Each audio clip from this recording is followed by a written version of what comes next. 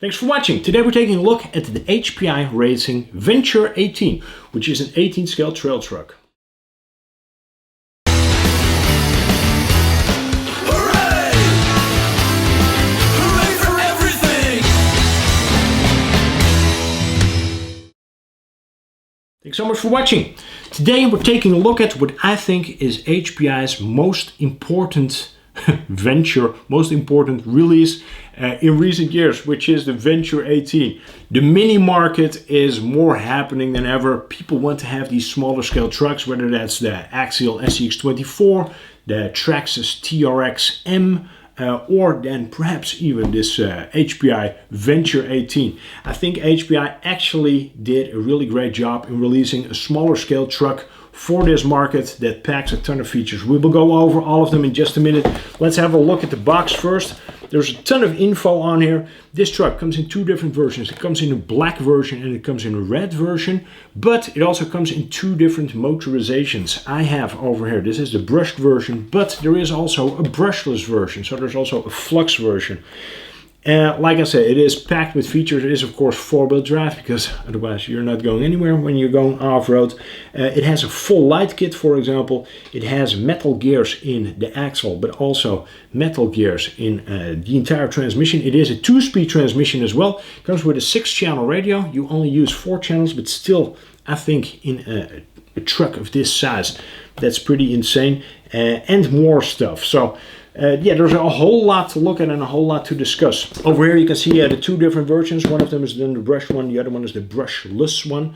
With that, of course, comes a ton of different stuff, like for example ESCs, motors, receivers as well, because this is in the brushed version a 2-in-1 system. So, or actually it's a 3-in-1 system. You have a light controller, you have a receiver, and then you have an ESC, all built into one unit. We will focus on that in this case because that's the version that I have on the table. Apart from that, I do not think it's too interesting to keep looking at this all too long. I'm actually great at muting my stuff these days, so I just get notifications on my watch. You get, boring stuff first, you get a manual in case you've never driven an RC before.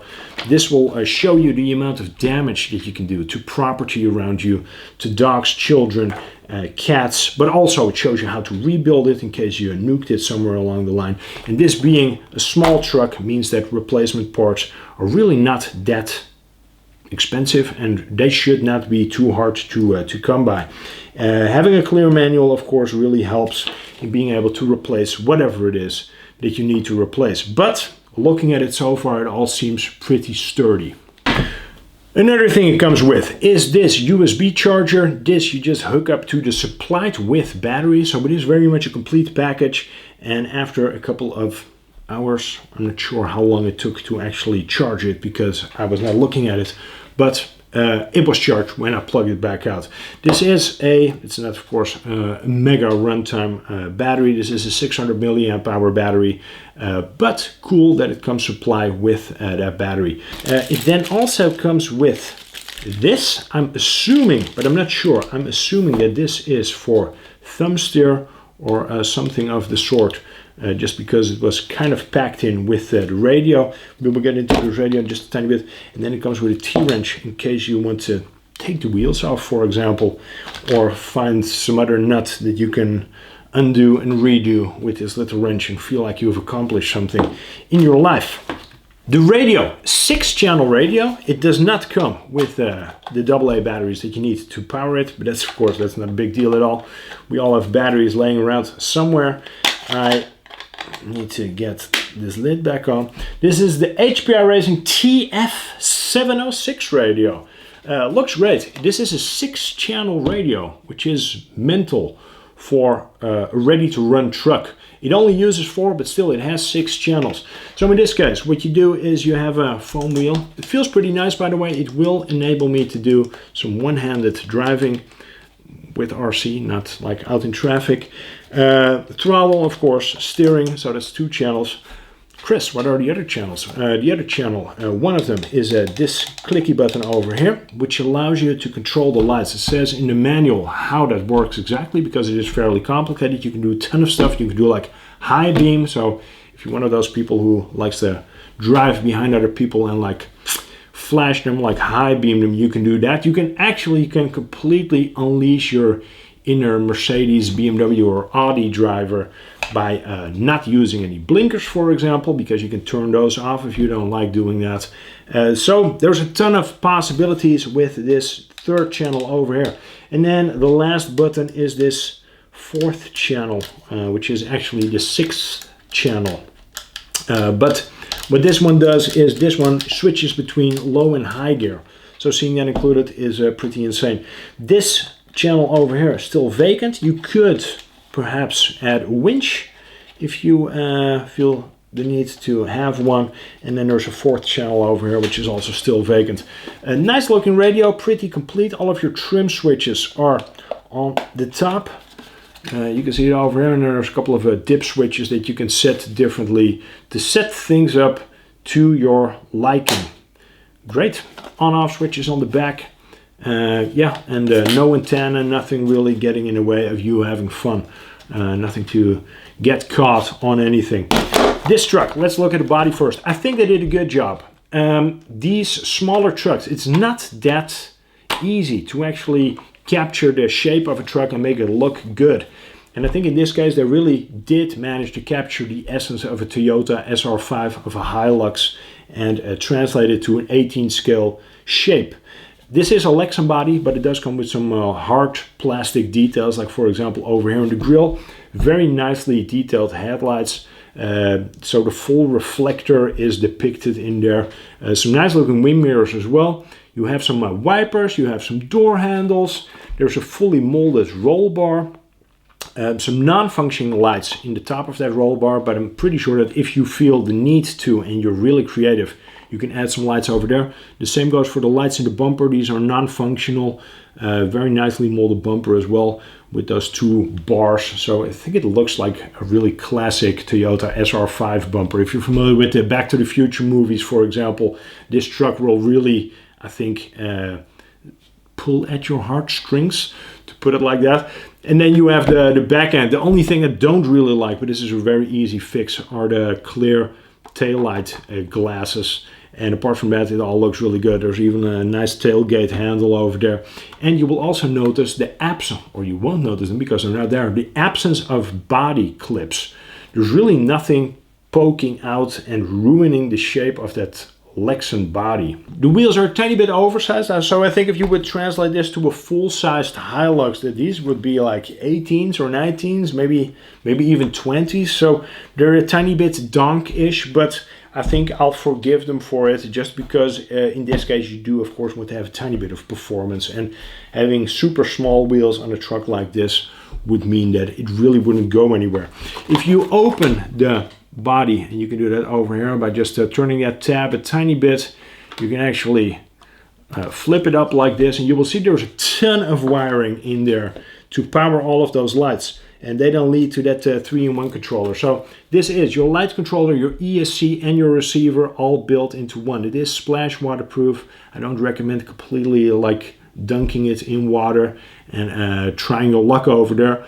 But very nice to see all of that included in such an incredibly small platform.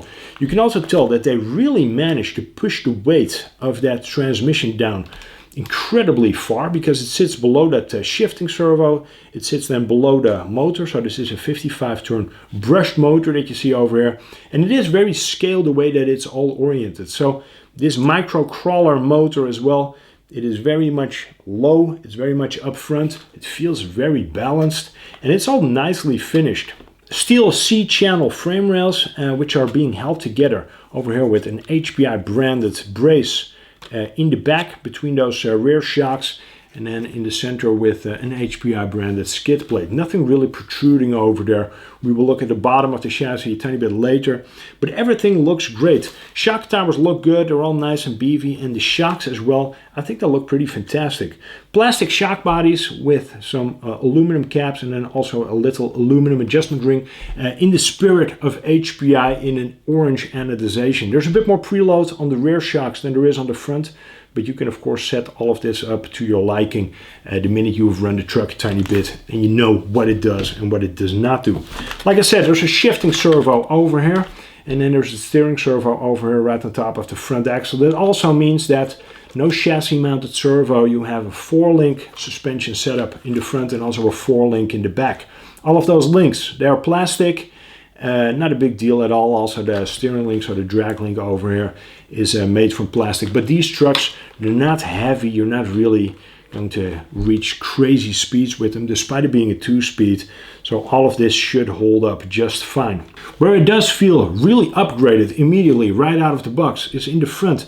So you will see once you turn the wheels on it that you expose the CVDs over here, and it is nice to see those joints being as beefed up as it can be. It would be common, I think, to find a dog bone structure in these type of situations, but seeing that the complete driveline feels this upgraded right out of the box is great. Nice feeling tires as well. These are the Threads branded tires in a pretty soft compound with a really nice and soft insert as well, but it still offers the right amount of support, I think, going sideways, but we will figure that out once we take it side hilling and see what it has to offer out on the trails. Very compact axles, no portals, so there's no portal boxes or anything else to mess up the looks of them. I think they look great. The pumpkins are nice and compact. There's no high entrance pinion gear or stuff like that, but there are metal gears inside of these axles,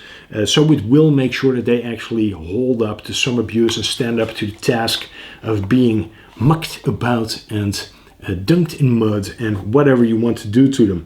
You will see on the rock sliders as well, there's some Venture branding going on over there. And I think that all in all, it just looks very complete and very well finished. This is unmistakably a Toyota, both from the front, from the back, and from the side. And I think that seeing it out on the trails will be a lot of fun. Let's put this battery in, let's put some batteries in the radio and take it for a spin.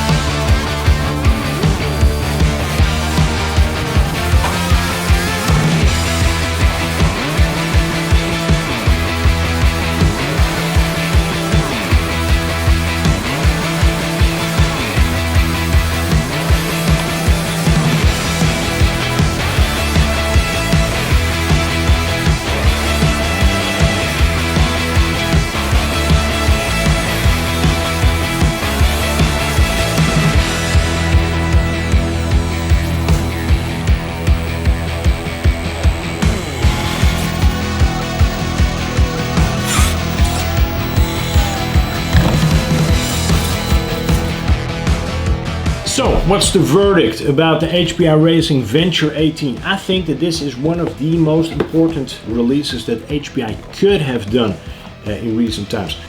The mini market is really happening and it is super popular. I dare say more popular than ever. And these trucks, being a tiny bit larger than an SCX24, these really have a specific spot in that market. Seeing HPI breaking into that market of a bit more affordable truck that is more family friendly and more club friendly, I think is a very smart move.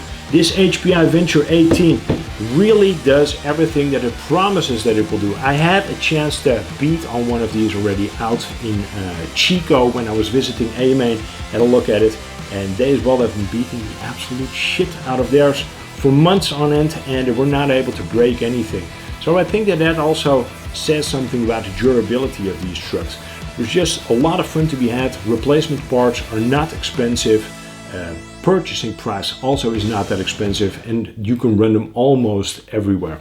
If you want to have more information about the HPI Venture 18, go have a look in the video description box. If you have any questions or comments, also let me know in the comment section. I always try to get back to you. If you have not subscribed yet, please do, because it is free.